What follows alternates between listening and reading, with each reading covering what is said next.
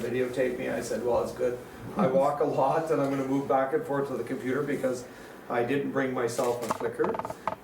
So I'll kind of do that. I'm going to show a couple videos that were produced for us by Big Drum Media, so we thank those folks for doing that, which sort of highlight the 50 years of Parkland Ambulance. So that's what I'm really going to talk about. I'm going to talk about a little bit of history of ambulance services, certainly from the Duchek family and from our service. And I'm going to talk a little bit about some of the history. Ambulance services have been around for a lot longer than 50 years in Prince Albert. In fact, I have some, I think I have a couple images in my slide deck if I can remember. Yeah, I think I know where they are. Ken Guido was kind enough to dig some up. There's actually photos of an ambulance service from the 1940s in our community. And that's probably some of the earliest recorded images that go on. But when we talk about ambulance services, you have to remember that what we think of as ambulance services today certainly is different than certainly 50 years ago, but certainly different than way back when, because if we look at First World War or even Second World War or even conflicts beforehand, there was still a mechanism for getting the sick and injured from the battlefield to somewhere where they could be tended to, where they could be cared from. So what we call, in my language, modern day ambulance services kind of evolved, really in essence evolved from the war and from what we know. When I say we, paramedics like myself, what we know as modern day ambulance services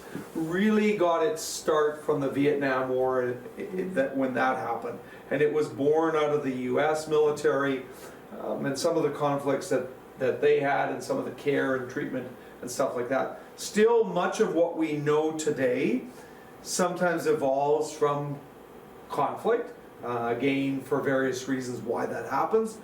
Sometimes it's just that in conflict, let's say if we use the US military for an example, they have such large research budgets that they're always trying interesting and different sort of things. Jerry talks about this goop. Okay, so for example, we have a little, it's a powder, really what it is, and it'll absorb itself about 15 to 20 times its weight in liquid. And the fun thing is that it looks like coffee creamer. Okay, so you can hear where I'm going with this. And so one of the practical jokes, of course, at our place is to substitute sometimes the coffee creamer with this stuff, and a couple stirs of that stuff, and it just literally solidifies whatever's in there. The only problem is if you dump it down your sink or your toilet, it literally continues to expand until it becomes rock hard. Literally, it has to be hammered out. So usually the joke will be at work when somebody actually does do that, which is very rare, is just dump it in the garbage, because of course, even if you dump it, like say in an open, we have an open floor drain in our garage, it can solidify into a ball that's, yay big. And so, what's it made of? it's actually it's a cellulose product, Alma, and it's actually designed for us because obviously when you think about it, when we're traveling down the highway, we don't have anywhere to get rid of liquid. Okay, and so liquid, obviously sloshing around in a container is not that great. Okay, you think of your travel mug as you're driving, and so for us, we just take, like, you can take a regular basin that's maybe, let's say, an ice cream bucket full, and all you need is a teaspoon of it, and just sprinkle it on, and it just solidifies, and it just becomes this gel product, and of course then it becomes just normal waste. It can be just dumped. So when Jerry talks about things like that and us showing kids what it does, it's our favorite little sort of trick to sort of sprinkle it into. So, well, what do you actually use it for? Well, we actually use it for anything that we have liquid raw. Anything like, so any bodily fluids, vomit, stuff like that we just need to contain. Because it's usually in a pan or in a bag. And so it just simply needs to be solidified so that it doesn't slop around on the floor, basically.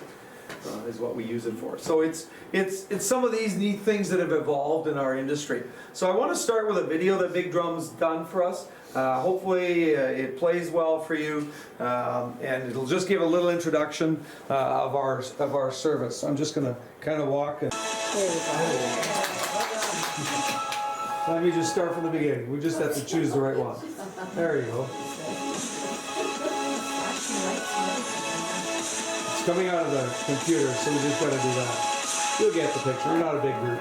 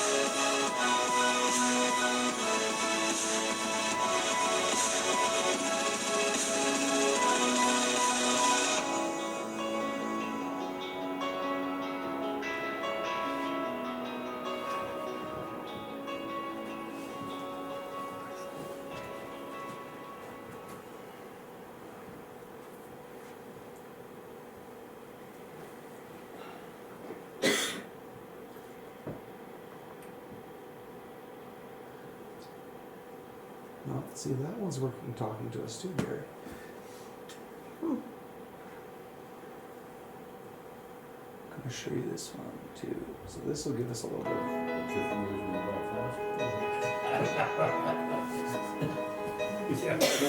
It started with a small accident in my hometown of Lime Lake where my sister and brother went back to an old Model A that we had just painted for the parade, and those 35 Fords, I think it was, the steering locked when we took the corner, and my sister and brother flew out of the car and ended up unconscious. Dad really didn't start the ambulance yet, but he had a station wagon and old army stretcher, so he came, picked up the brought two kids and took them to Saskatoon.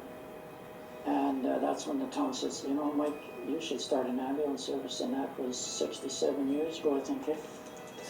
Something like that. That's how it started. Well, Parkland Ambulance got its name because we're in the Parkland area kind of thing. And so when Dad and Uncle Wayne and Grandpa kind of all were coming up with the name, everywhere around here is beautiful parks in the north. And so that's how we ended up with Parkland Ambulance. Well, this was an extension to Lime Lake and Spirit Ambulance. But I thank God put us in this position to help people in our lives, and the word care is the word that that's why we call it Parkland Ambulance Care. I was born in 1973. The company was started in 1974, so that's all that I know is obviously to be in paramedic services. And as I was growing up, went around the office quite a bit and seen all the paramedics and the telecommunicators and the people on our team. We hired a lot of the firemen that on their days off, and even the city police guys on their days off would drive our ambulances to Saskatoon, because we really didn't have any money for full-time staff, just part-time. 36 hours they would work, straight hours, and then they would come home. Yeah, there was bunk beds there that they'd sleep, because we didn't have the staff and somebody had to be there. I first started on call. That's what I remember. Literally can remember being on the side of my house, painting, and having a pager. Back then, pagers were the thing. And getting a page, having to call down off the ladder, go into the office. We had Dr. Sivasanker teach us our EMT course, which is a nurse medical technician course. My brother and I, and even Dad, took it at his age, and I think we had about 18 staff that were all involved in that, and that was the beginning of more education in emergency services. I recall Dad bringing home the Princessa Annie and teaching me at a young age how to do CPR and what to do and to do those kinds of things. So certainly it was kind of in our genes right off the hop. Well, we had just about everything there was. I mean, at that time there was no heart monitors and that type of equipment, because it's much more advanced now, and it's just like day and night.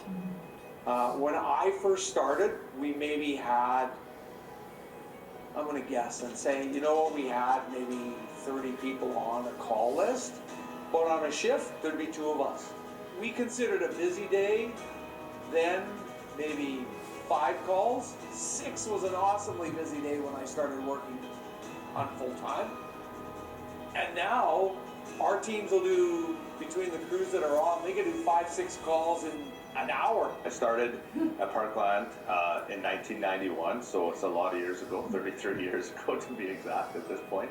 And so I started as an EMR, then I took my EMT at that time, worked full time. Dad had some health issues, so then it was I was accelerated a little bit faster than I think I really wanted to or was ready to. But I was very fortunate again at that time to have the senior staff at Parkland that we had with George Balduke, who had been around for years, and we had Brian Richley and Pat, and that were in leadership roles, and then Lyle, and we had a number of people within our company that helped with that transition. I was only like 24 when I took over, so it was pretty intense and it was pretty heavy. And if I didn't have such a great partner in Coralie to help me through that, there was days where I came home and I thought, what in the world did I get myself into? Because this is kind of pretty intense. I worked as a paramedic in the car, and then once we started having kids, things were a little difficult with shift work and Trevor being really busy running the business. So I shifted more into the front office, running the front office and helping in there. So that gave me time to be able to still be part of the business and part of the team, but still be able to be with the boys. It doesn't seem like it's 50 years. You know, when you like people and you're helping people in your life, you have a good family, you know, wife and kids, and everything is good. I mean, and just keep spreading and the good word of helping one another, and it's just quite simple. Kind of comes down to the way that we were brought up, to be very humble and to you know what, put your pride aside and make sure that I had to earn the trust and respect from George right through to our leadership group, to all of our staff, and that took a while too, and you know, I got pushed at different times, and I appreciate that. That's what builds character, that's what builds who we are, and that's what has built our company to what it is today, from what Dad started and Wayne and Grandpa to what we are today is a sophisticated, amazing, I think, you know, with our team, we're like the #1 ambulance company in not just Saskatchewan but in the world. That our team is just absolutely amazing. It's a good feeling. I mean, you've done good things in your life, and that's what we're all here for.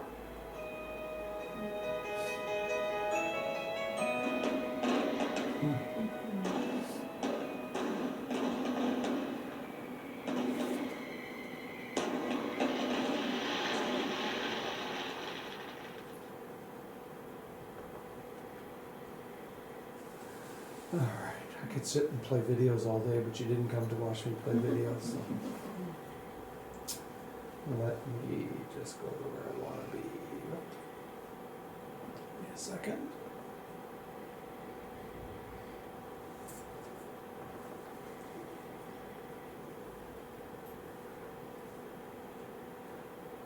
So I'm just going to scroll through a bunch of pictures in no particular reference order. Some of them have dates on them, but essentially what our organization has and will be for the next 50 years is really quite a phenomenal thing. So when we think of where we've been, you saw the interviews of the Duchek family and certainly the owners and operators of Parkland Ambulance Care for the last 50 years. We started out just like this, all right? So we would have started out from basically humble beginnings. Because in the day, an ambulance looked a lot like that.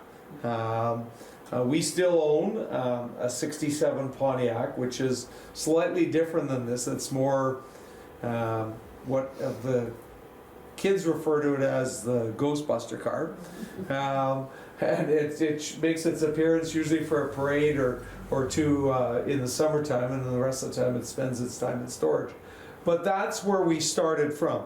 The history of modern ambulance services in this community in Prince Albert began in, as I said earlier, in the 40s, where the conveyance simply was a canvas stretcher and the ability to move someone from point A to a hospital. And that's really what it was. Just as we would have in any incidents from the dawn of time of moving casualties in war, it was the same thing of moving person X from one point to person B. As we evolved, we basically had, you know, simple care. Like, even when I started 37 years ago, our care has evolved in leaps and bounds. What our paramedics do today to what we did 36 years ago to what we did when we started 50 years ago is phenomenal. Back then, even in 50 years ago, it was, you started in our ambulance service simply by the fact was, could you drive? Often, could you drive fast? And secondly, what hours could you work? And if you could work lots, we basically wanted you, okay? But that's really where we started from, because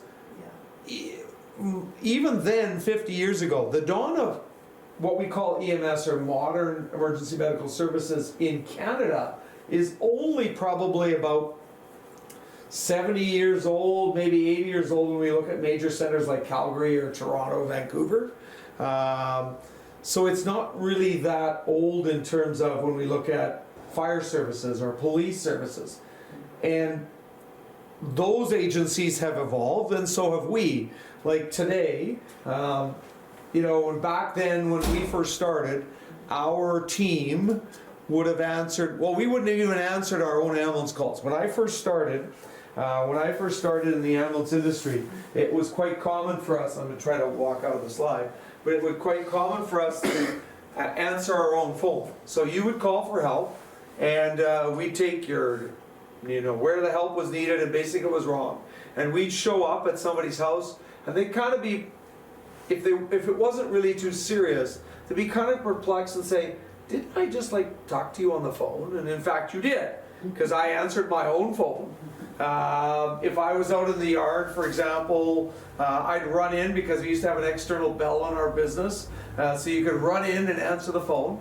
And back then, our phone number was our main number was 764-6455. That was one digit off of 764-6555, which was the Venice House for Pizza. Okay? So remember, you have a rotary dial phone, okay? Your rotary dial phone, and if you didn't dial properly in a rotary dial phone, there'd be times where we'd ask. I remember faithfully listening to some person who repeatedly kept phoning and ordering pizza, So finally, I politely just took their order for the pizza and phoned down to the pizza place and gave the order. Okay? Because they became so frustrated, they're sure they're dialing the right number. And so, those were the evolutions of where we were. And so we would then, back then we had an answering service, so we transferred our radios and our phones to somebody else. Then we evolved to where we had we decided we would have our own in-house dispatch service, and that evolved to where now we are managing one of 3 provincial medical communication centers. So there's 3 of them in Saskatchewan, one in Regina for the south, one in the center for Saskatoon, and one in the north in Prince Albert for the northern half of the province. So we're one of 3 in the province. And I mean, I could still answer a phone, I could still say hello, but I have no idea what our communication staff do, honestly. The technology that, of course, well, you just look at it. I mean, if you have a cell phone, this is a computer for a lot of people. You don't have a desktop, and if you had a computer before, you knew that it was a bigger box, and it's slowly shrunk to now it's like, you know, Jerry's laptop, for example, or even if you don't have a laptop, you've got this. This is all that you need to connect with. So technology has played a phenomenal role in what we do as an organization, and then you have to, when you add technology on the communication side, our communication staff used to, of course, just deal with Prince Albert. And as we said in the video, I remember, 4 or 5 calls is a busy day. Our teams now, on average, manage about 30 incidences every 12 hours. And so our communication center, I just looked at their stats, and if I remember right, last year, so for 2024, they answered close to 47,000 calls.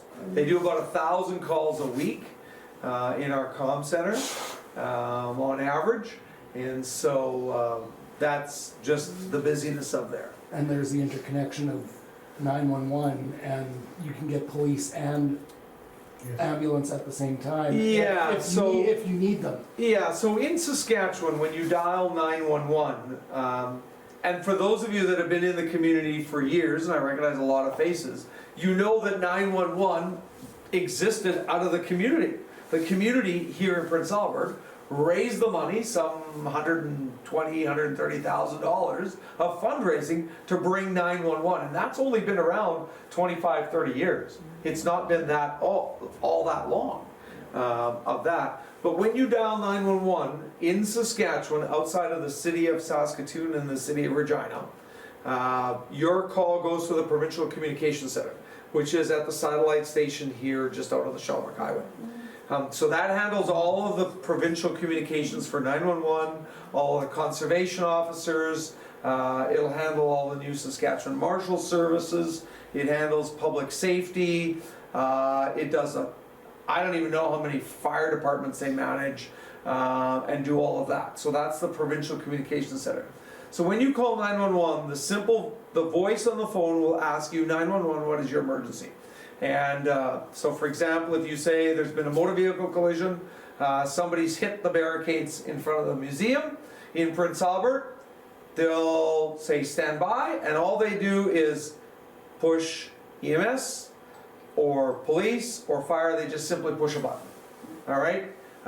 Then the technology of the day routes it to wherever it is. So if your call is in Moose Jaw, your call will likely go for EMS, it'll go to Regina. If it's the police in Moose Jaw, if it's a fire, the system of technology knows where to send the call. When you get to our communication center, then they are talking about what you need medically.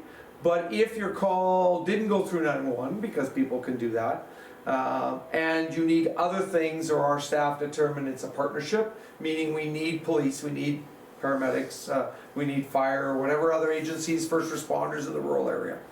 They can coordinate all that. That's why our centers are referred to as medical communication and coordination centers, because simply that's what they do. They deal with all of that traffic. Because you can call the police and they can ask if you need an ambulance in a case, and then they can connect to you, and you can talk to... Yeah. And you can talk to you, but that makes no sense, but you can talk to the ambulance, and they can determine if you're needed. Right. It depends on what you call as your original emergency into 911, if that's your first point of contact, to determine what you need. And then they can, as you suggest, Michael, they can connect you with, and all the agencies can also talk to each other, as can our paramedics on the street talk to all the other agencies through today's technology.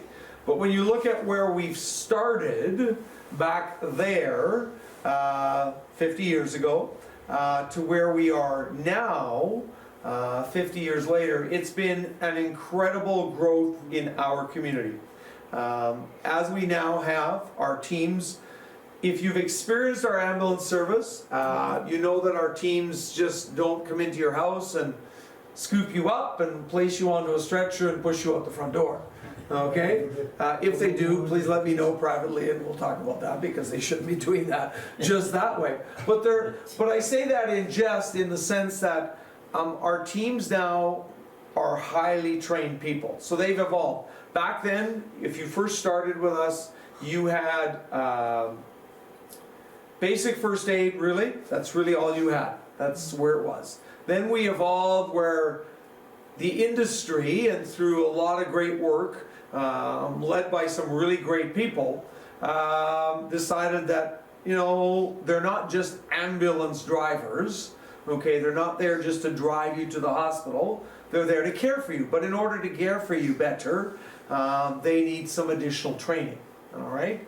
So back when we first started, we had a call list, and I alluded to that in the video if you heard my voice.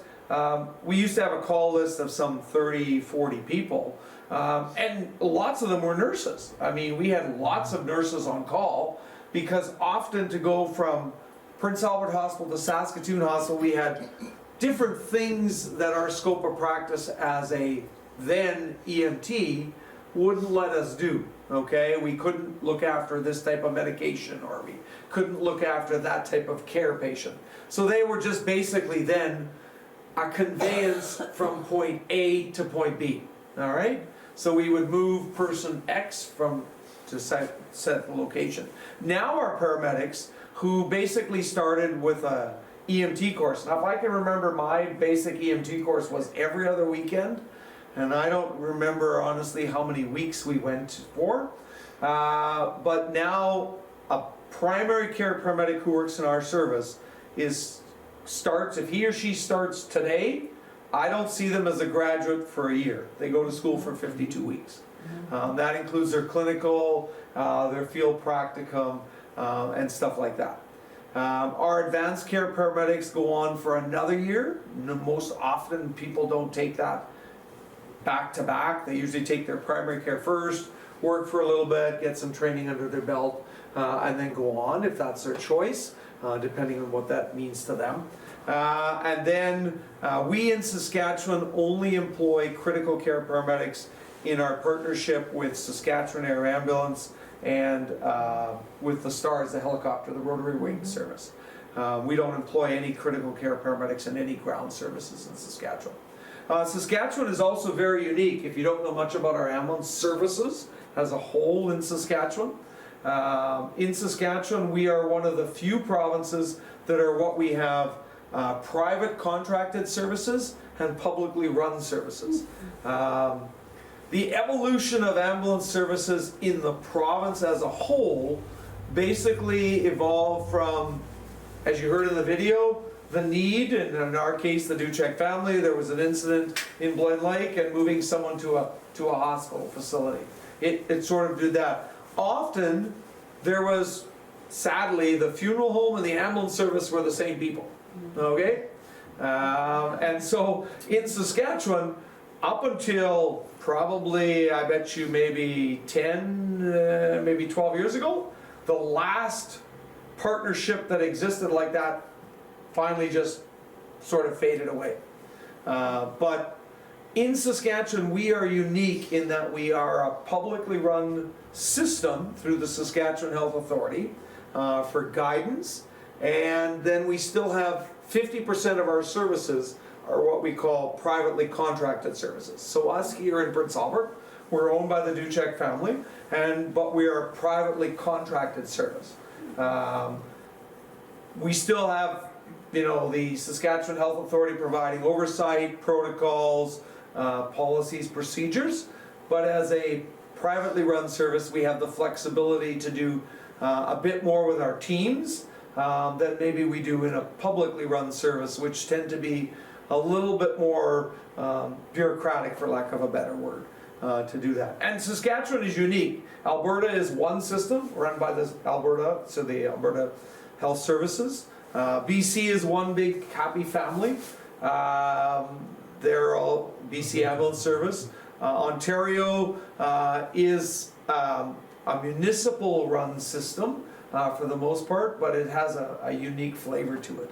Where you might find the similar model that we have in Saskatchewan is actually when you get out into Atlantic Canada, and especially in rural Newfoundland or rural Nova Scotia, where you still have some privately run system.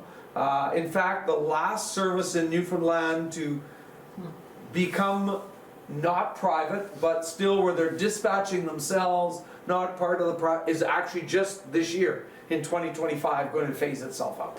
So in some communities, like in rural Newfoundland, it is still the case. But we've evolved, and so we have this unique model where we've started where we are to where we have a very unique model of service. of caring of people. We have a team now that's in excess of 110 staff who on a given day, today's a bad day. I looked at the call sheet this morning and I think we got 5 of them off sick or some strange thing this morning. I don't know what it was. I'm not the manager on call, so somebody else is to worry about today. But we do have 110 staff between our communication and our paramedic staff and our front office team. And so we're a busy organization. On any one given day, there's probably about 18 of them. And we work in a period of shifts. So the quietest time of our day is actually from 5 in the morning till about 8 in the morning. And then it ramps up till about lunchtime, and then it quietens down, and it ramps up at about 3 in the afternoon till about 7 at night. Then it quietens down for a little bit, then it ramps up till about 2 in the morning, and then it gradually ramps down. And that's typically how it works in our cycle. People often say it's busier for us when it's a full moon. No, that's a lie. It's busier when it's payday. No, that's a lie. There is no rhyme or reason why we're busy. It could be a cold day like today and the crews will be run off their feet, or it could be a quiet day on a day like today. There's no rhyme or reason why they do what they do in what we have. In terms of our service, we don't just cover the city of Prince Albert. We as an organization have we're the 3rd busiest service behind, of course, Saskatoon and Regina. Saskatoon being the busiest in the province, Regina then us. We have the 2nd largest ambulance service in terms of square kilometers. The only service larger in square kilometers is the service in La Ronge because of the north. The furthest point for us will put us at Weyakwan in the north. So if you know your provincial geography, we cover the entire national park. But because Parks Canada has their own people in the system and in the park, we don't have to go into the park. They'll bring them to a staging point often for us. So if you were to draw a line geographically from Weyakwan at the top to the westerly corner of the park, follow the park boundary all the way down, you'd come at about Canwood in the community map. If you draw a line from Canwood over to a point that's probably halfway between Duck Lake and McDowell, it's actually right at the Living Waters Church Camp. If you draw that, then you go up to St. Louis. Let's see if I can get my geography right. Then from St. Louis, if you aim that mystical line to go to Candle Lake, and then join back up to Weyakwan, that's our ambulance service district in our area. The furthest point for us is about 2 hours in the furthest distance. The average for our team outside of the city is probably about 30 minutes. And so then we have a network that supports us. As I alluded to, there's first responders, so those are trained community, in most cases, community volunteers. They can be connected with their rural fire department, or in some cases, other means. So there's trained volunteers. So let's say we're going to Candle Lake, where there are first responders. For us, by ground, it's about 35-40 minutes. And then there'll be a first responder who might show up at your door, who has some training to do vital signs, to control bleeding, to administer oxygen, to do some sort of care till the paramedics get there. And then depending on the nature of the situations, then we work with our partners to either bring you back here, or depending on the nature of the emergency, maybe connect with either fixed wing or rotary wing, which is the Saskatchewan Air Ambulance or STARS, depending on the nature of the problem. So you'll find that even if you know in Saskatchewan we have STARS, the rotary wing, as we affectionately refer to it as in our world, the big red bird, because that's what we affectionately call it. But our agency here is right at their border edge. So they have a map that they have based on how fast that helicopter can fly, to whether it's more. If it's more quicker to bring you to a tertiary care center like the Royal University Hospital in Saskatoon by ground, or to bring you by air. And the nature of the problem is determined through a complex mechanism. And for lack of a better word, it is fairly complex to determine which level of care and how you're moved from point A to point B based on what's wrong with you and what you need to happen. We have an excellent healthcare system here, for those of you that have been in our healthcare system, but we don't have everything. So if you're missing your left arm, for example, I'm sorry we don't have a physician here that can put your left arm back on. You need that. Duncan? Well, take us inside the ambulance a bit. And how that- Oh, for sure, for sure. I wonder if I have a picture of an inside of an ambulance for you. Let's just see if I do. Let me just take you inside. I'm going to take you inside. We did some pictures for the anniversary. I'm going to take you inside our 67 Pontiac, which is this image right here. Okay? And you can't tell, but Emily, who's on the right-hand side, is actually kneeling. And she is she's about 5'10". And we've jammed all this equipment with this mannequin into there, and there is no more room. You'll see somebody in the lower corner there with some gloves on. Erica, she's all of about 5'5", and there is no more room in the back of that ambulance. There is simply no more room. So we did some shots for the anniversary in there, taking our devices. So what you're looking at, just in terms of care, that thing with the Stryker logo on it is referred to as a Lucas. A Lucas is a manual CPR compression machine. And it does CPR as long as the battery lasts, which in that case is about 4 hours. And it does it with perfection all the time. And for our crews, that means our crews are not standing up. The machine you see at the foot end is a cardiac monitor defibrillator. It does all the monitoring, it does all the vital signs in terms of technology that the crews do themselves. And we're actually upgrading that technology here in probably the next, I want to say about the next 6 weeks, to some brand new stuff that's all touchscreen and does some phenomenal stuff. Let me just see if I can get you into one of the vehicles here in just a second.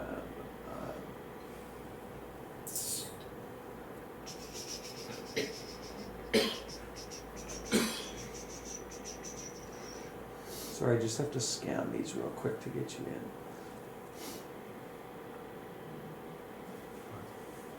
You have a couple photos.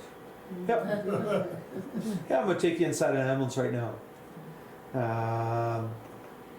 These pictures were done for us by a fellow by the name of Daniel Sundell. Daniel Sundell is what he calls a photographic artist. So he takes an image and then he makes it look like a painting. So he spent this a couple days with us in June to do that. Now, if you look at the care, if you look past the team that's in the back of the ambulance, the main stretcher is right there, and if anybody in the room recognizes faces, that's Trevor's son Nicholas sitting on the stretcher as our patient. And so the girl in front is Kathia, standing up is Erica, and the back is Sherry. And so that's what the interior of what our teams refer to as their office, in terms of where they work and what they do. And so this is a visual representation. What we have is, this is Justin, the staff member who's visually made up to look like the devil is actually Josiah or JJ, and in the back is Oliver. And so our vehicle, I'm just going to try to get one over. There we go. This is a little bit easier to see.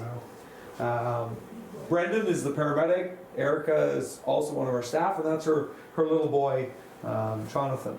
Actually, let me move out of there. So he's not. He's very fine. So this was all staged for pictures. So basically, our vehicles we have a main cot that runs down this way. There's an attendant's chair at the back, which we call. This is kind of our control center for our staff. They have access to climate control, stuff that they need in here. And then they have a series of cabinets that basically store everything that they need. All of our vehicles are configured that this bench that's over here actually flips up and there's another stretcher that's in there. In terms of our technology. I'll show you another picture just to give you an idea of what it is. You saw the original ambulance that we had at the beginning. So basically it would have had probably a stretcher in it that often would have first started as canvas and then probably evolved to something that's on wheels. All of our equipment right now, so for example, this stretcher that Erica's sitting on for the picture is actually is hydraulic. So they have a hydraulic system and a little button that raises and kind of lowers, and it just does all of its stuff by itself. We have, I think I have an image of one inside.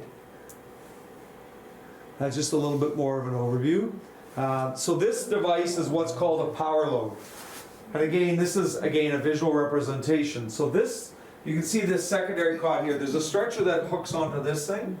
So this thing is referred to as a power load. So this does there's three amazing things.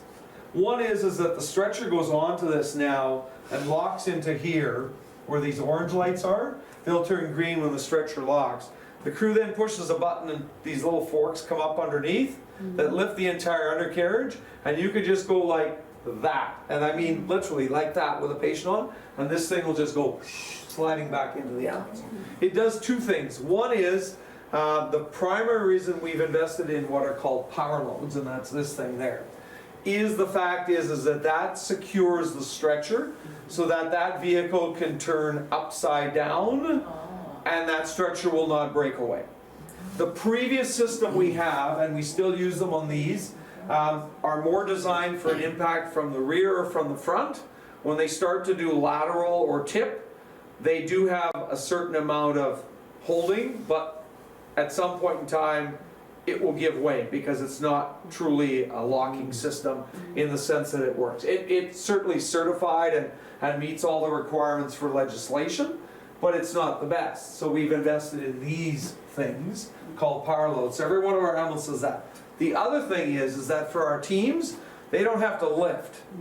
Okay? So way back when, you would have had to take someone, no matter how big or how small, and literally with a canvas stretcher, a couple people would lift and you'd walk. Okay? Then we evolved to stretchers where they would roll, but you'd still have to lower the undercarriage, pinch your fingers 9 times out of 10, and then you'd lift the whole thing in and roll it into the back of the ambulance. Then there came about what we called one-man stretchers, where you could hook the stretcher onto the front, and then you'd lift the back end, pull the release, and somebody would lift up the undercarriage. Now we've evolved to power stretchers, where you can still hook it onto the back, push the button, and the wheels go lift itself up. To now we have power loads where somebody just hooks it onto there. I'm making more fun out of it, can simply push a button and the whole thing just lifts itself up and you just push everything back in. Lyle, Yeah, Ron? what is the price tag on the ambulance, equipped ambulance? Okay. Oh, big dollars. So, an average ambulance, when we first started, because we actually did this, an average ambulance when we first started probably 50 years ago would have been about $20,000. Today, the average ambulance, minus the equipment, starts at $275,000. Now, cost of inflation, different vehicles, different things. We add all the equipment. This device here, this power load system alone costs $40,000. And it just exponentially goes up. The heart monitor on this side, that's another $40,000. And the list goes on and on and on. I mean, it's no different than if you look at the current house you've been in. If you bought your house 25, 30 years ago, and you go to sell your house now, there's hopefully been some gain there, or if you're looking to, buy a second, it's the same thing. But technology has certainly played a huge role. How many ambulances do you have? 12. My God. Yeah. We have 12 of them and 3 rovers. We used to be able to order a new one without too much stress in our life.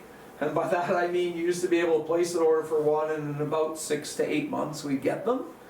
Now, sadly, and this is coming into and certainly out of COVID, now you place an order for one and I'll see it in 24 months.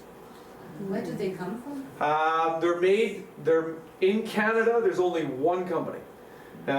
It's actually an amalgamation of Crestline Coach, who's the company in Saskatoon, started by the Sawatsky family, with a company called Demers, which is in Montreal, and a company in the US called Braun. It's now referred to as Demers Braun Crestline, or DBC. Yeah, I got the acronym right. I have to think for a second, did I get it in the right order? And so we actually buy Demers. So Demers is, there's two parts to an ambulance in Canada. It's either a Crestline built in Saskatoon or a Demers built in Montreal. And so we buy Demers out of Montreal. We started that maybe about 20 years ago, 25 years ago. Buying, it was just, it's not that we did not enjoy the partnership of Crestline and Saskatoon, but we like this vehicle and we've standardized. So if you look at our vehicles, they all look exactly the same. They're all deckled the same. The only thing that's different is maybe the year of the chassis in the front. For the staff, everything's the same. This bag is blue and it's blue in every vehicle. The medication box is orange and it's orange in every vehicle. And so for our teams moving from vehicle to vehicle, with standardization is hugely important in our industry in terms of what we can do. And basically, 50 years ago, our teams would have, without being ignorant or facetious, the motto then would have been, you call, we haul. And that's really what it was. We were a transportation service, and we still are a transportation service to some degree. Is it? Yeah. But we now bring the emergency room to your door. The only thing our paramedics cannot do in your living room is that they don't do blood work to analyze it, and they don't take x-rays, because we don't have the ability to analyze a blood sample, and we don't have an x-ray machine. If you were in Edmonton, we actually have an ambulance with a portable CT scanner in the city of Edmonton. Wow. So technology has evolved even in that world. Do you do blood transfusion in the ambulance? We don't do we don't carry blood. We do not carry blood in an ambulance. Our paramedics are trained to monitor blood, so we can take someone from Victoria Hospital, St. Paul's, or Saskatoon Hospital with blood running, but we don't initiate blood. We have a blood substitute, and we have other medications that stop the bleeding, but we do not have a blood product. Where do they take their medical training course, their EMT? So I'm American trained, so at the time when I went to school, sorry. Well, I think at the time we were friends then.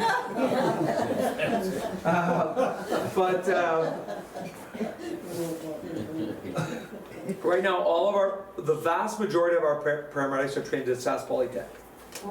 So they're trained in Saskatoon. Yeah, they're trained in Saskatoon. 50 weeks for primary care, and an additional 52 weeks for an advanced care. So a year and a year and a half.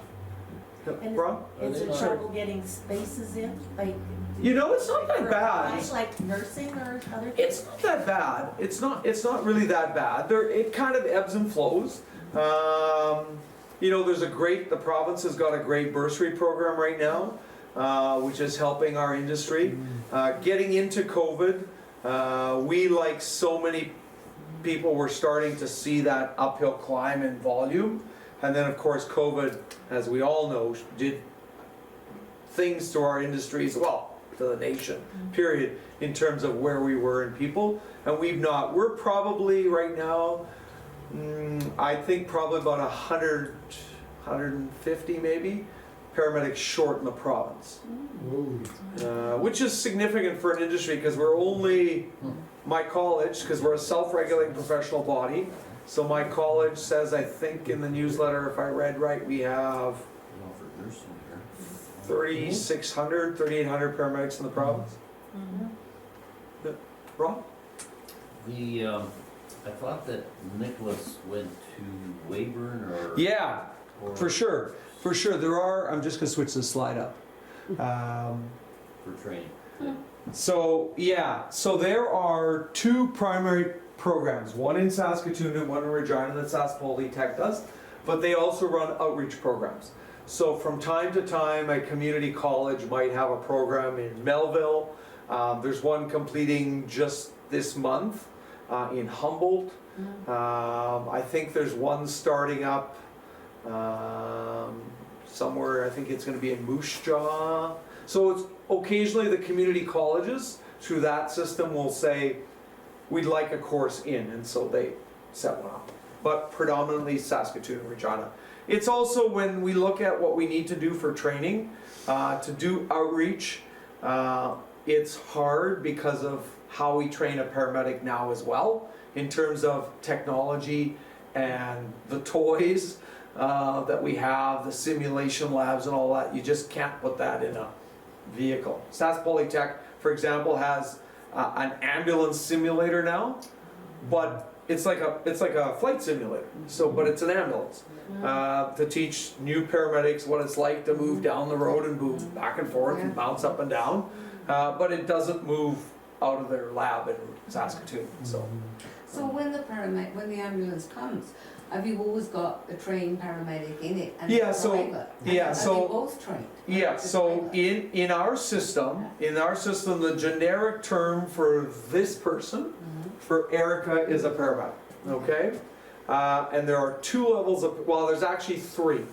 There's an EMR, a primary care paramedic, and an advanced care paramedic, okay? So an EMR, we have EMRs in our system, and those are often what we would call an apprentice.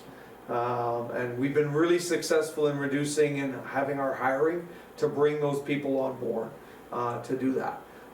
But so you'll have a combination. You might have two primary care paramedics, you might have two advanced care paramedics, you might have one of each. We try to staff with one of each, but it just depends on the level of staffing at that given day. And then so a primary care paramedic can do a certain level of care with a certain number of medications. Then an advanced care paramedic can do a certain more level of care with some additional medications to do that. But 150,000 short. 150, period, 150, not 150,000, No, 150. Short, that's Yep. quite a gap. It is actually quite a gap, and fortunately for us here in the city, for us as a service, we're doing well. We're not short any. In fact, we're +1, but that's +1. We'd like to be about +5, because like today, I've got, like I read the report this morning, I got 5 staff off. Yeah. Okay, so you gotta backfill 5 staff, and on a weekend, when it's 40 below, it's hard, okay? So we'd like to be that there. What happens, you mentioned the national park.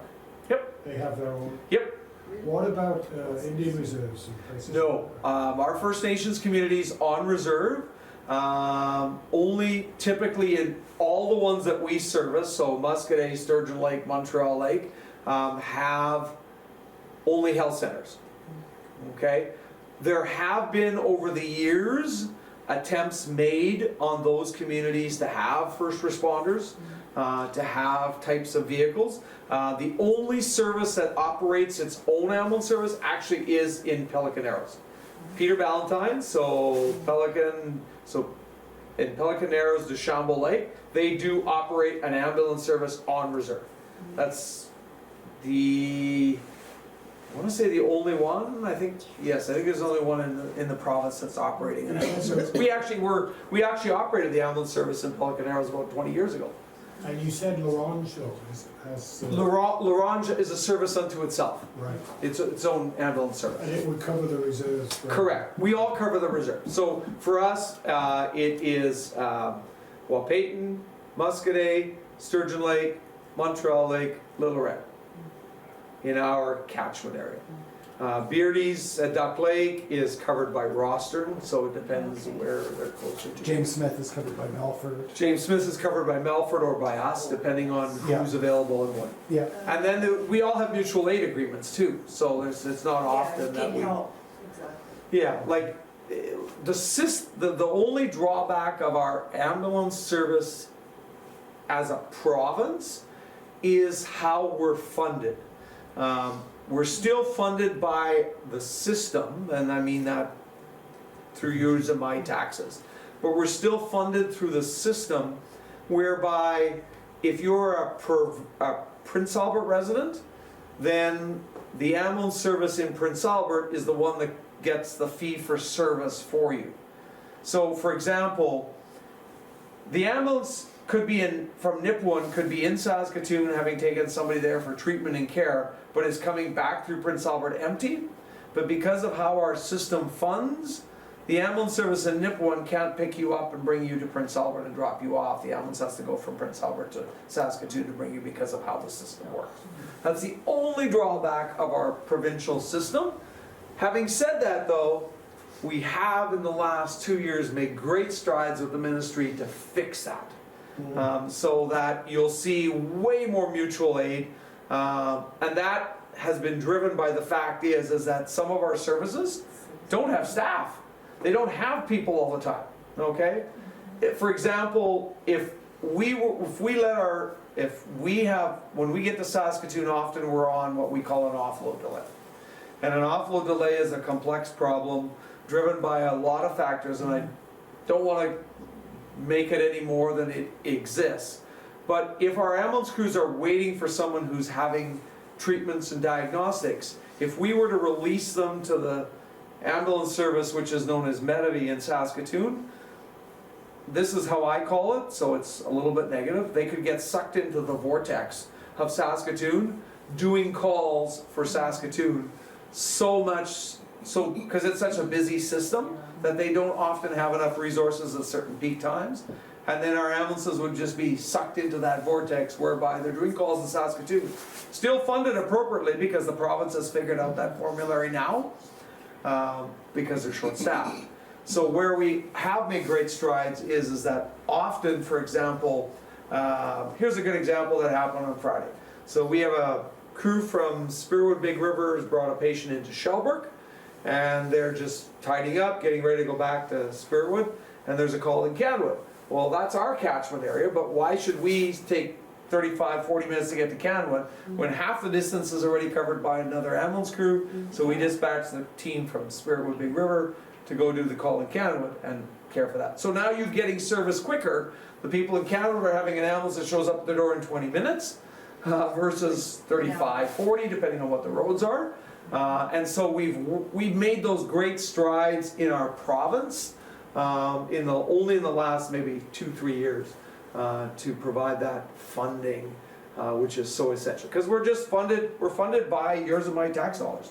The similar system, yes, Doug. No, if you got into this situation where you've got a patient in your ambulance, yep. You go to let's say St. Paul's in Saskatoon, and they're so busy, they keep the patient in the ambulance. Oh yes, it happens. Absolutely. That seems. We have to understand that in Saskatoon and Regina, the two major tertiary centers, everybody's coming at the same time. All right. It's the same thing if 50 people showed up at the museum to come for Winter Festival. Jerry would be just thrilled beyond all belief that there is a lineup outside her door. But there's only so many people that can get through the door at one time. All right? And that's what happens at these big hospitals. Okay, Saskatoon, there's a garage that only has 4 bays in it. It's the major trauma center in the center and the north. And even though Dr. X in Prince Albert says yes, Mrs. Smith needs to go to Saskatoon, by the time Mrs. Smith has left Prince Albert, her bed may be given away already by somebody who is higher priority, and there could be 6 other traumas that come in. You know, a perfect example of that would have been Thanksgiving. So the Thanksgiving Monday, we had because our CT scanner went down in Prince Albert, we had a patient go to Saskatoon for a CT scan. Purely routine. Uh-oh. Mrs. Condra's looking for Mr. Condra. It's an emergency. We had a patient go to Saskatoon, and because they needed a CT scan, nothing urgent, nothing life-threatening, but in the time that they got to Saskatoon, there were 3 stroke alerts that hit Saskatoon Hospital at the same time. This poor patient ended up waiting 8 hours for a routine CT scan, which here should have taken about 20 minutes, but because it was down because of equipment problems, had to go somewhere else, and then just, so sometimes we have absolutely no control of it, but you're right, you can end up waiting because And do they wait in the ambulance? Oh yeah, you can wait in an ambulance, absolutely, because there's nowhere And for, the staff have to stay with them. correct, there is nowhere for us to put them. That's so sad because there's another emergency and there's. Yeah, it is, some of it is system design, and I don't wanna make this political and I don't wanna go into the complexities of it. Some of it is system design, but sometimes it is, the simple fact is, there just simply is not enough capacity, all right? The other problems that are in it, for example, have to do with, sometimes it's referrals and how they're received at the other end, and what's available. If you and I went to a hotel in Vancouver and there was no room, the hotel doesn't say, well, we're gonna put up some cots in the banquet room and that's where you're gonna sleep, okay? Yeah, That just doesn't happen, or in the hallway, it doesn't happen in the hotel industry, okay? But sadly in the healthcare system, It does. yes, it can happen that we put people in hallways, correct? But it also means that when we have only limited capacity with specialists to do that. So for example, our new hospital that's being built, so the new tower that's being built, we're getting an MRI. So that's gonna take off the pressure from that. We're gonna actually have 2 CT scanners here instead of 1. So in Saskatoon, when one goes down, the other thing is staffing too. For example, in Saskatoon, on a regular day at Royal University Hospital, there are 5 CT scanners working, okay? On a holiday, 1, okay? And if that one goes down and. Well, not only that one goes down, but you have to remember that with 1, you only have a limited number of staff. They can only do so much so fast, okay? It's like if you went to Tim Hortons, if the coffee's not ready, you have to wait, okay? You know? So what would it be like if we drove up to Tim Hortons and the nice lady at the window says, I'm just brewing another pot, it will be about 5 minutes. I bet you most of us would just kind of lose our minds, okay? Because the coffee didn't come out the window, all right? And so we've kind of got that expectation in our system to do that too. But we also have to remember that when we only have, you know, as I said, you could, by the time the person leaves here to get there, there's also everybody else is funneling into there. And it's a triage system, so the sickest of the sickest, the worst of the worst get seen first. And the other side of the problem is, from our perspective as paramedics, you people might have a family physician, okay? You may not. I'm gonna be honest and say I'm one of those people who does not have a doctor of my own, for myself. And so we have people that still use a hospital emergency room like a regular doctor's office, okay? So if we look at the statistics from the urgent care center in Regina, they're seeing on average, I think, and my numbers might be skewed, I'm not that up to date on it, they're seeing probably about 130 people a 12-hour period in the urgent care center. That's taking huge pressures off of the Regina General Hospital, okay? So they can do just about everything except admit you at an urgent care center. So they're building one in Saskatoon. They're hopefully gonna put one in PA. So there's things like that. We have evolved where we have community paramedics. So if you're fortunate, and your doctor says that, you know, Harris, you don't need to go to the lab to get you there, you'll have a community paramedic show up at your door and they'll take your blood for you, and then you sit at home in a nice warm, comfy home and you don't have to get out. But when, with the opening of the new tower, also alleviated pressure happens in Saskatoon, that would happen in reverse and they come here? Yeah, well, we'll end In up, theory. yeah, in but then theory. you also have to remember too that Yeah, more beds means more staff. yeah. And so that's not my problem. No. I'm the ambulance No, service. no, but I'm just giving That's the the example. Saskatchewan Health Authority's problem. Yes, exactly. That's some other bureaucrat's problem. But I'm And saying. I'm not one. Yeah, Saskatoon would be shipping them here by ambulance. Yeah, but If that happens. we move, yeah, you have to also remember that we move around, it sounds bad, and I don't mean to make people's lives sound like a chess game, but we are constantly moving people around for services, okay? It depends where, there's so many factors that depends where. Mental health is probably one of those areas that is grossly underserviced in our entire province. That sometimes mental health beds are not available in Prince Albert for admission, nor are they available in Saskatoon, but the closest mental health bed might be in Swiftcart, okay? And so there's a lot of movement around the province to get people services. There's a lot of factors, just like if, you know, you're waiting for hip surgery, okay? If you're not on top of things, you could be waiting 6 months, a year, 2 years for hip surgery. Again, there's a lot of factors that go into that, from beds to specialists. You know, people say when we're opening that, we're gonna have, maybe we're gonna be able to do cardiac cath lab here. Ooh, no, you're never gonna have a cardiac cath lab here. I'm not gonna say never. But just think about it. If you've ever had an angiogram, the time when your doctor booked you that angiogram, there was also a bed for you at that exact moment in time, waiting for you, should something go wrong, in the cardiac care unit at the Royal University Hospital, and there was also an operating room free just in case. So there's all these other things that go into that happening. So, and plus, a cardiac surgeon, if we only have, and I don't know how many people we see, I have no idea in our hospital how many cardiac patients we see that require catheterization. But for example, here's a better example. The Jim Pattison Children's Hospital in Saskatoon has still yet to recruit a pediatric cardiac thoracic surgeon. Okay, because that's a unique specialty. There's only a few men and women who do that. But in Saskatchewan, not last year, the year before, we only had 22 patients, okay, in Saskatchewan. So if you think about it, this surgeon who, let's say they recruit one, he's only going to see 22 people. What's he going to do for the other days of his year when, no disrespect to him or her, he's not being paid minimum wage?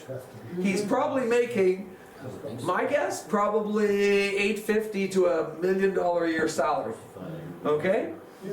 It is also, and I'm not disputing for any of the families that need that care, but it's also more effective and efficient for us to package that little patient and send him or her to the pediatric thoracic surgeon who is in Edmonton or Calgary who can look after it and cover those costs. But Lyle, to be fair, he or she can still do other stuff.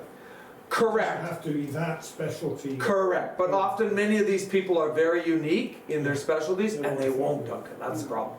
Yeah. Put you 50 years, can you, into perspective in terms of sort of the longevity of the population of the province.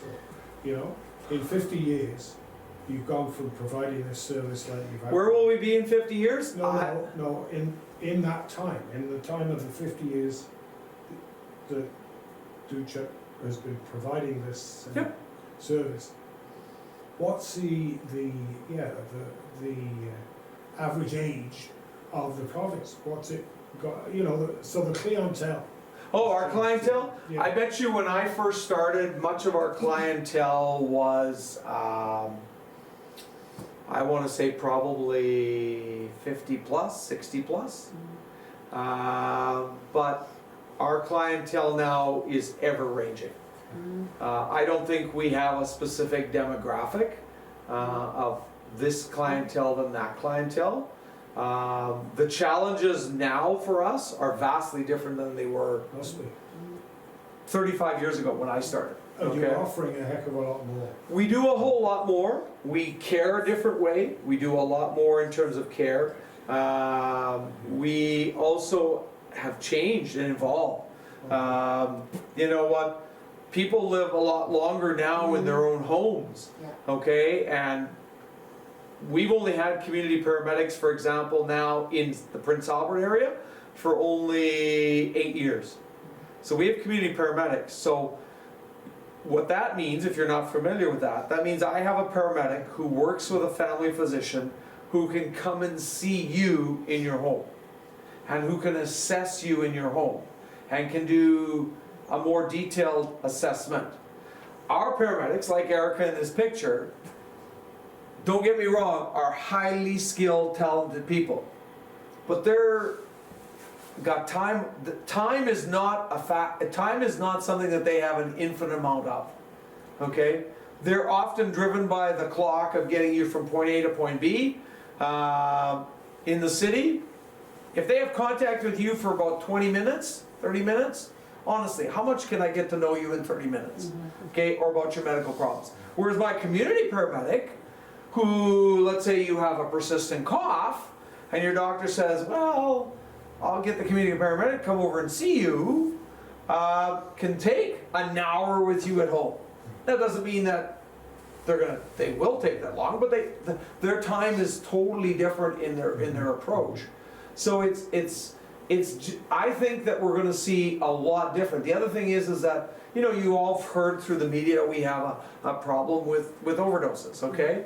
And so we have a problem dealing with that. But we've also done a lot of education, whereas, you know, we now have people that can go to Access Plate and get naloxone kits and look after that there. We also have a problem with homelessness. And that's not unique to Prince Albert by any means. Homelessness exists everywhere. Whether you go to Vegas or whether you go to visit family and friends in Toronto, everywhere. It's everywhere. Just here it's more visible because we're a smaller community. Okay? But we've built in resources. And I think that in time, how we care for people is going to change. Will we stop ever being existent? Absolutely not. There will always be an acute side of the operation to what we have. But I can guarantee you that in the next 5 years, in that short of a window, we're going to see a dramatic change in how we look after people outside of the acute side. We're already seeing that in our community paramedics. We already have partnerships working alongside, like the City of Prince Albert, in terms of strategies to deal with homelessness.